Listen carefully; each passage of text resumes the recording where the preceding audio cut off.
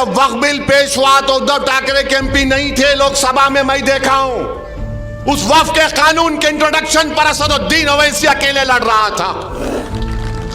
मैं जब अकेला खड़े होकर उसके इंट्रोडक्शन के खिलाफ लड़ रहा था तो दो दो बार मेरी जबान से निकल गया, इम्तियाज मियां उठो, इम्तियाज मियां उठो, मगर इम्तियाज मियां यहां बैठे थे।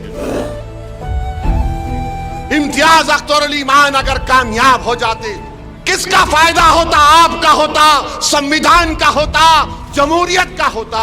मगर ये कोविड का वायरस फैलाने वाले हमारी सफों में निफाक पैदा कर दिए।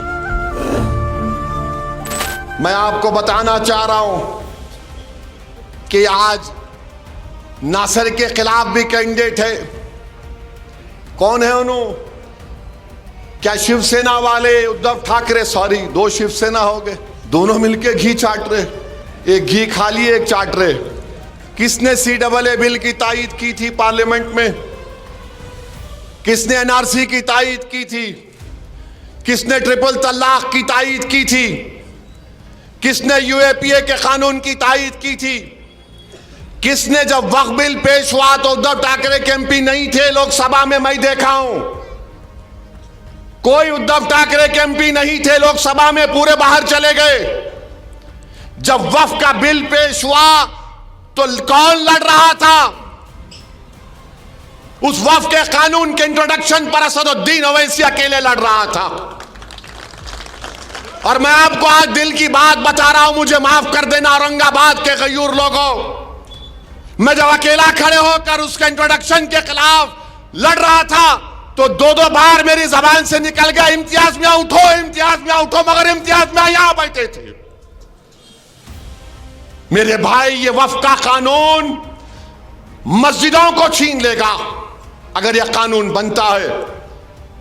यह कानून बनता है तो दरगाहों को छीन लेगा, ईदगाह की जमीन को छीन लेगा, कब्रिस्तानों को छीन लेगा। इतना गंदा बिल बनाया गया। बताओ, अगर तुम्हारी आवाज होती भारत की पार्लियामेंट में, इम्तियाज अख्तर अली मान अगर कामयाब हो जाते, किसका फायदा होता? आपका होता, संविधान का होता, जमहूरियत का होता।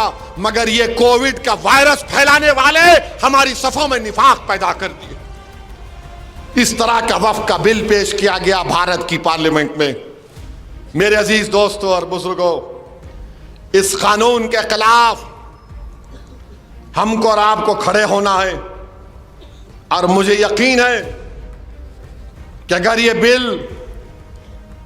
हुकूमत नरेंद्र मोदी लेकर आएगी तो एक बात तो यकीन के साथ कहूंगा मैं, जो एहतजाज CAA में हुआ उससे डबल एहतजाज पूरे भारत में होगा। सुन लो नरेंद्र मोदी, इंशाअल्लाह ताला।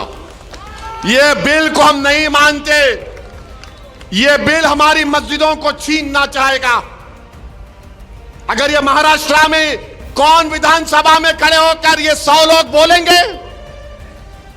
अगर ये कानून की तस्दीक कराने के लिए इस कानून के खिलाफ अगर कोई आवाज उठाएगा तो ये लोग उठाएंगे? ये उद्धव ठाकरे, शिंदे, BJP, इनके पैसों पर बिकने वाले लोग जो जमीर बेच रहे हैं, अरे तुम औरंगाबाद को कमजोर कर रहे हो। कौन उसके खिलाफ महाराष्ट्र की विधानसभा में आवाज उठाएगा? नासिर सिद्दीकी खड़ा हो जाएगा, इम्तियाज जलील खड़ा हो जाएगा, फारूक शाह खड़ा हो जाएगा, मुफ्ती इस्माइल खड़े हो जाएंगे, वारिस पठान खड़ा हो जाएगा, फैयाज खड़ा हो जाएगा।